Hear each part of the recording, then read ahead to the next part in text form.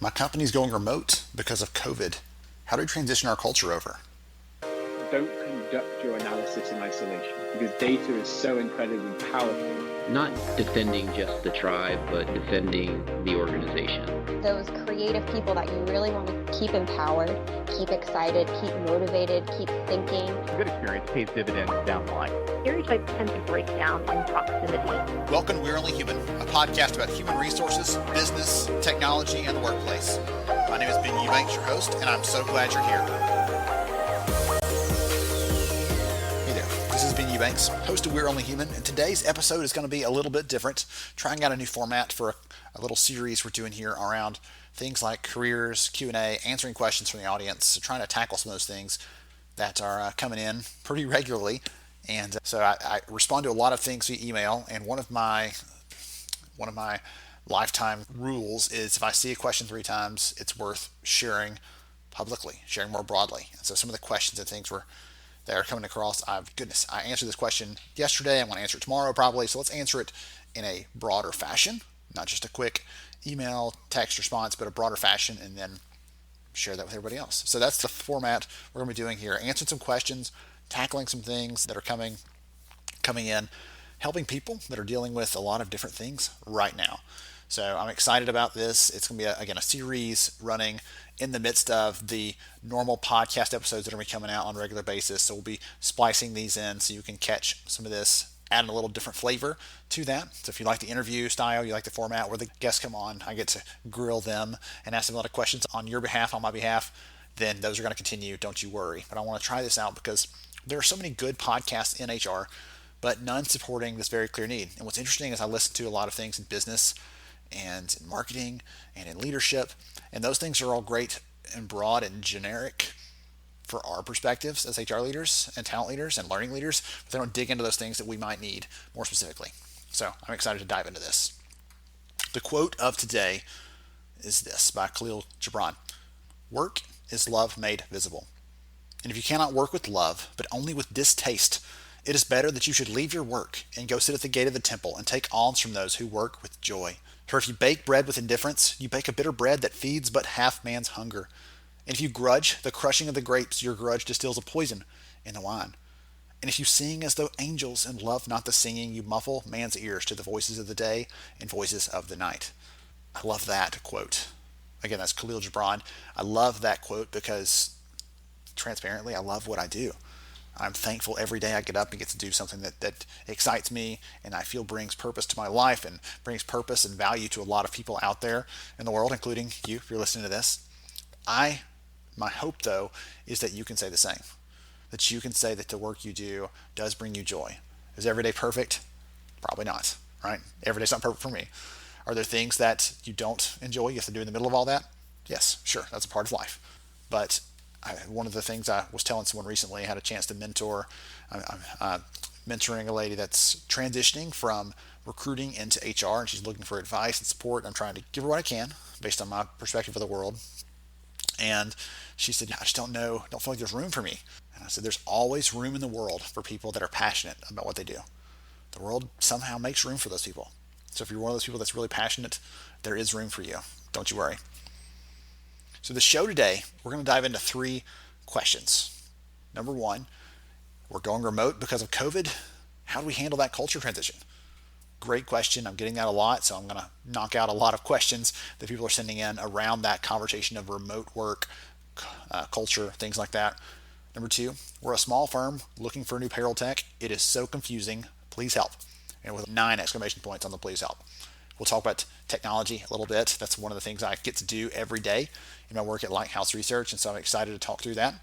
And then last, the question we're going to tackle for a wrap up today is, how do I leave a toxic workplace? How do I get out of there? So thank you to those of you that sent questions. You can send yours in if you have something, and again, you're listening through the discussion today, you can send this in. I'll make sure and give it at the end as well. But questions@upstarthr.com. You can send in an email question to questions@upstarthr.com. Or if you want to record a voice, a little audio message, you can do that on your phone, on your mobile device. That one is just go to upstarthr.com/question. That's upstarthr.com/question, and you can leave an audio question there, and it will come straight to me. We'll try to weave those in as we're going along. Hoping to feature some of those coming up soon, just to add, again, a little personality, a little touch to some of the questions that are coming in, make them a little more human for us. So let's go ahead and dive into these things. Number one, Amrutha says, we are going to be a remote company after COVID. You are not alone. I'm watching the headlines, Amrutha, and lots of companies are making that transition. The ones that can, some companies obviously can't do that because they require a physical presence, but for the ones that have some flexibility, they're thinking pretty seriously about that idea of going remote and what that takes. Her question, though, is how do I communicate our culture for remote hires? And that is a tremendous question. That's really great. So let's dive into that. Let's talk about that piece a little bit. If you're going to be remote, how do you handle the culture piece? First of all, if you are one of those companies that's thinking about that, you've gone remote, you're thinking about whether to stay that way, you're trying to understand those different nuances and everything else, on the Lighthouse Research and Advisory blog about a month ago, I actually published this meta-analysis of 10 different research studies. And if that sounds really nerdy and painful to go through, don't worry, it's not dry and academic. I take a look through the perspective of you as an individual worker, what that looks like for you, and what that looks like from a company perspective, how to think about that. All right, a couple different things that I cited in there, for example, were Microsoft's new research that looks at your mental. They did an MRI of someone that's going through a Zoom meeting, through a video conference call, and they found that at a certain point in time, which is about 40 minutes if you're curious, your brain, your attention, your focus, all that just drops off the chart, just dives. If any of you are going through those days where you have seemingly endless calls, or your kids are in virtual school that's lasting 6 hours a day, guess what? They're not getting the most out of that, and we can tell now with some actual data. One of the other studies, though, that was a fun fact for you. One of the other studies I talked about in there that I ran across that was really intriguing looked at some of the data from companies in the last few years that have gone remote, have transitioned to a more remote environment. And what they found was if a company had a core hub or set of employees that worked in a physical space, and the rest of the workers were out, spread out, remote, the people who were remote felt disconnected from the company. Not just physically, but like emotionally disconnected from the company because they were not part of the quote unquote in group. They were out there by themselves like islands. And so a good thing could be potentially if a company is going fully remote. If a company said, hey, we are closing the headquarters, we're pushing everybody out, they can work from their home office, they can go to a co-working space, they can work from wherever they want to because they're not coming into a main location anymore. It could reset that, hit the reset button on how that feels to be connected or not to the company. And if everyone is remote, guess what? Everyone's going to feel the same amount of connectedness, and then you can approach that from that perspective. It's much harder when you have pockets of people. Some people might be in a location. This little group meets together face to face, but the rest of your people are separate. That makes it really hard to tailor that and support them in certain ways. So having that for this company, for Amrutha's company, we're going remote. There's a couple ideas for you based on that research piece. Again, if you're curious, that full thing is 10 plus studies tell us about a post-COVID workplace. I'll get that in the show notes so we have that there.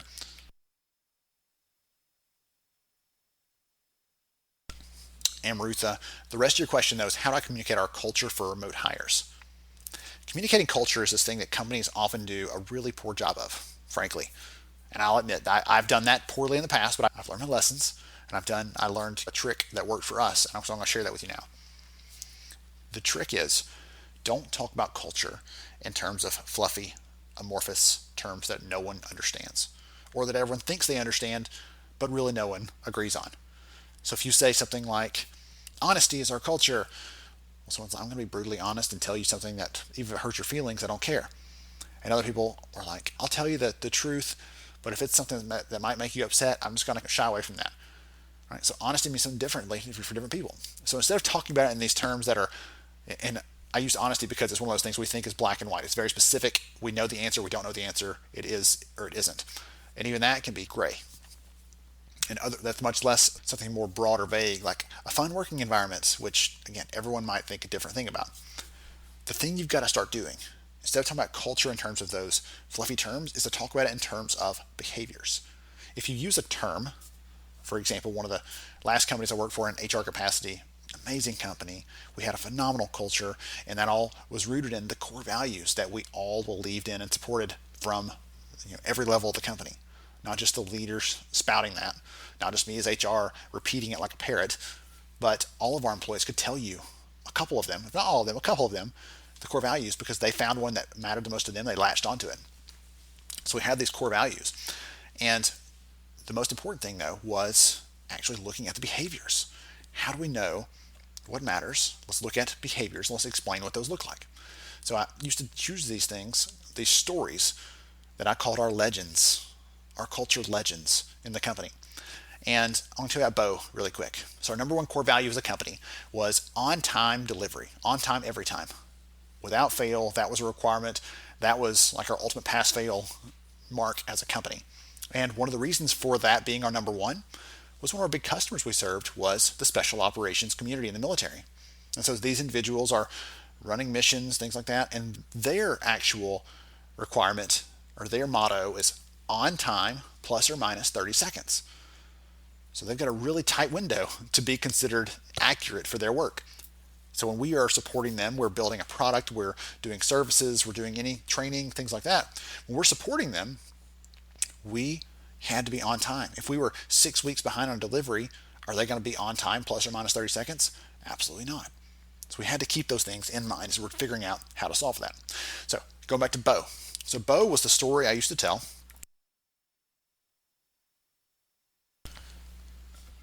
Bo was the story I used to tell when I was trying to explain to a new hire what it meant to be on time at our company. Because I don't want them to hear on time. Okay, well, it's nice for us to be timely and punctual. No, that's not enough. That's not hardcore enough for us.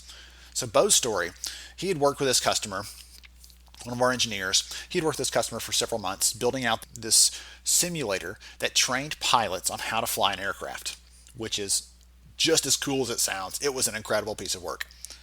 And he had the customer come up. They had signed off. Everything was perfect when they came and tested it out at the office. They took it apart, packed it up, took it back to their location a couple hours away. Inevitably, when they set it up, it did not work. They plugged it in. It would not turn on. It wouldn't do the right things. So they called Bo. Hey, it's Friday afternoon. I know it's late, but we have to have this up and running on Monday morning. We have a couple hundred students that are going to start churning through this thing. Next week starts test week, and we need this thing working. Bo's boss was gone for the day. The CEO had already gone home for the weekend.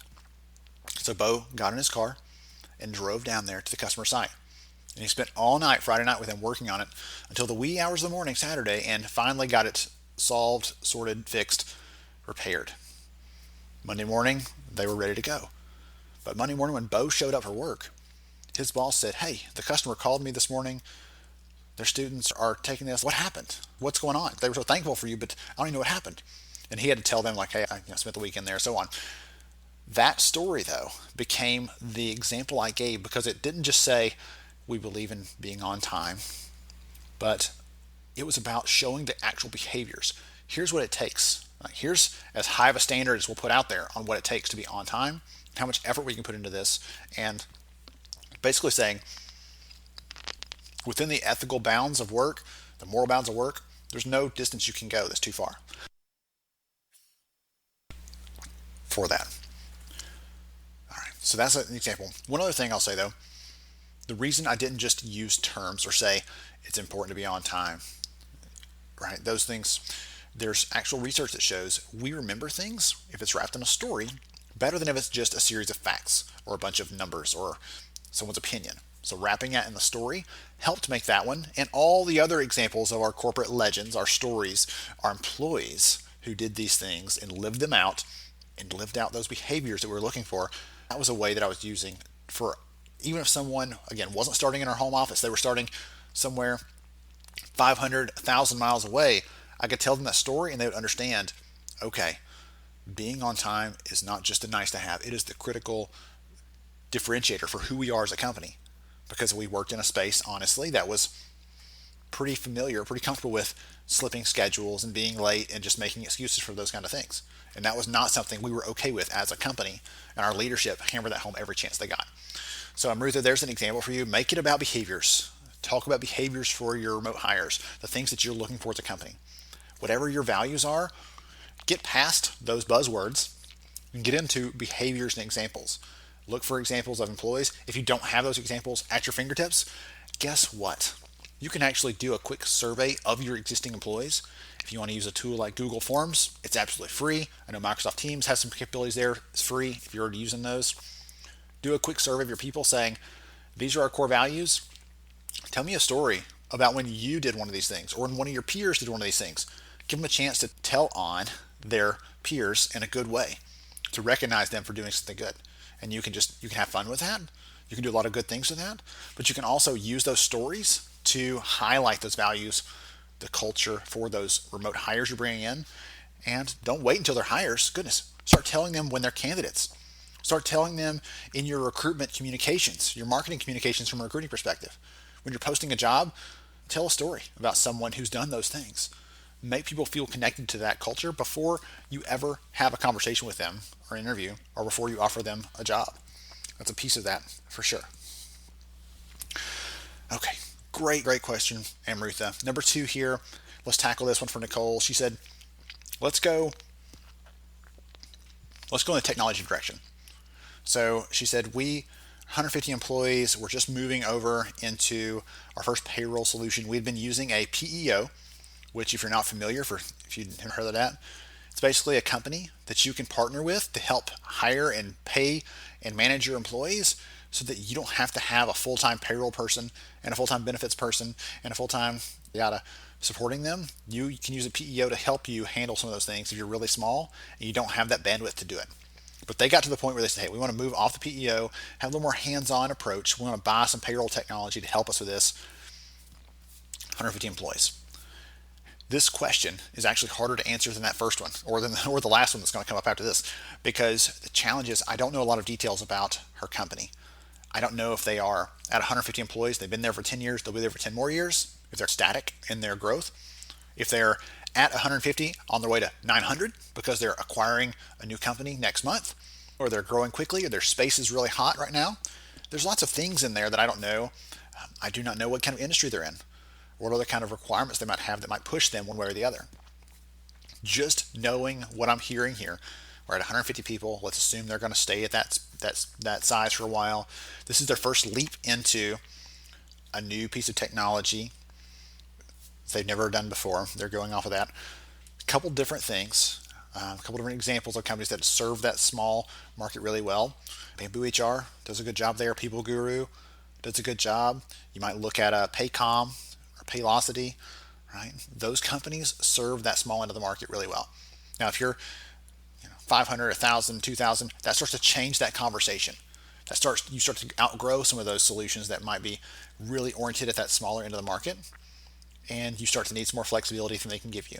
That doesn't mean any of those companies I just mentioned are bad or wrong or don't do a good job. That just means that as you change and grow as a company, you start to grow new needs for things like recruiting technology, or growing into a need for some learning tools to help you manage the learning of your entire organization. So that's one piece of that puzzle. That's one thing to keep in mind, is as you're growing, as you're changing, your needs will change, and that's just a part of this. Any decision you make, it feels very permanent, right? It feels like you're locking things in forever. But the truth is that those things can change. You can move away if you get to pick a system that's not amazing. And these questions are really complex. So when someone posts on the Facebook group, hey, who's the best payroll solution? Goodness, there's so many factors there. It's really hard to dig into that in just a Q&A. That's why there's a work like people like I do, where we actually help you figure out what's out there, what's available, what their capabilities are, how that meshes with your budget and also your needs from a company perspective, those kinds of things. Does their payroll work if you have employees who are working in London and other parts of the world? Does your payroll work if you're based here in the United States? So again, lots of different nuances there, variability. If you want to talk more on the technology side, if you're curious about that, if you heard that and you're like, I want to dig deeper into that, please ping me, shoot a question in. I'd love to talk more on the tech stuff just because it's what I get to do every day. I run a live stream show every week called HR Tech Talks. I love digging into what's happening on the technology side and looking more deeply at how that can help us to serve our people in a better way. And our last question for today is, How do you resign from a toxic workplace? I'd say the first thing you do is you set fire to your desk. No, I'm just kidding. I'm kidding. Please don't take me up on that one. The reason for this question, there's a couple different pieces to this one, and it's really hard to, again, untangle without knowing some more of the details. One of the things I would say is one issue is when we're in HR, sometimes it feels hard to resign because we are an integral part of how the business works. And I would say to you, think back to that quote that I gave you earlier. If you're not doing work that you love in a place that you enjoy, or working with people that help you bring out the best that you have to offer, then it might be time for you to think about going somewhere else, looking for another place, looking for another opportunity to work at a place that does fit who you are and what you want to do and who you want to be from a work perspective. That said, if you want to resign from a toxic workplace, keep a couple things in mind. Treat people like you want to be treated. If you're a manager and someone's going to resign, you'd want them to give you a notice. Toxic workplace, that might be code for these people are jerks and they're going to fire me the minute I tell them I want to leave. That may be the case. What you need to do is be aware of how they've handled this in the past. If you saw someone in another team turn in their notice last month and the next day their desk was cleaned out, they were gone, that may happen to you. And if so, you need to be prepared for that. Have your things together. Have all the pictures off your hard drive or whatever else you need to do to make sure that a family picture or stuff like that, make sure you have those things downloaded so that you're ready to go in case they do say you're done. That happened to me in a previous company, and it really hurt actually, because I had turned in my notice, but I had several projects ongoing, and my commitment was, hey, I'm going to actually work a 3-week notice. Plenty of time for you to find someone else. I'm going to actually work and finish these 2 projects I'm doing. Make sure the customer's not hanging. Make sure you're not left on the lurch. I'm going to support this to the very end. And the manager's okay, no problem. That's just fine. 3 hours later, that evening, that Friday night, I got a note saying my email couldn't connect to the server. Okay, they've locked me out and I'm done. Right? That hurts. But if you've seen them do that to other people, you should expect that. I would plan for the best. I would hope for the best. I would hope they'd give you a chance to work that out. I hope they'd give you a chance to do the professional thing, finish your opportunity there at the company before you move on. Hope for the best, but plan for the worst. Plan for them to kick you out immediately. If it is an example, or the question that we got here from Maria is toxic workplace. And toxic could mean a lot of things. If that's part of what you mean, then I would be watching out for that. There's a lot of nuance there, but I do wish you the best, Maria. I hope that you can get out of there. I hope you can get to a company that does appreciate you for who you are, for what you bring to the table, for your capabilities, your strengths, your values, your dreams, your passions, those things that you bring that no one else can do just like you. So thank you, Maria, Nicole, and Marutha. Thank you for your questions. For those of you listening again, if you're like, hey, I want to ask a question too, please do it. I'd love to have your question featured here. It can be anonymous if you prefer that. There will be a link in the show notes for you to submit your questions. You can visit upstarthr.com/listen if you want to do the voice note, or you can send an email to questions@upstarthr.com, and we'll look at getting that into an upcoming episode in this series. We've got a couple more episodes already planned out. We're going to be answering some of these questions, helping you out, giving you some inspiration, some encouragement. It is a tough time in some ways in this space. I'm thankful that I've seen the unemployment rate continue to drop down. I'm seeing more stories of people that are getting work, getting back into the workplace. I'm so excited to see every time one of those notifications pops up or a friend says, hey, I got a job, let's celebrate together. I'm so excited to see those. I know there's still some way to go for sure. And if you're not at work right now and you're trying to get back into the workplace, again, pop your question in. Let's bring the value of this community. Let's bring some ideas to you. Try to help you in that journey. Until next time, I want you to remember that you have value. You're unique, and the community needs you to be who you are and to do what you do best. We want you to perform in your zone of genius where you're better than anyone else. Thank you for your time, and I will catch you next time. Thank you so much for joining me on the show today. I'm honored to have you as a listener. If you enjoyed this episode, please take 10 seconds to rate it at iTunes, Stitcher, or wherever you listen to your podcast. Also, if you know a friend that could benefit from today's conversation, please pass it their way. After all, a rising tide lifts all ships. To see show notes, sponsor information, and our full show archives, visit onlyhumanshow.com.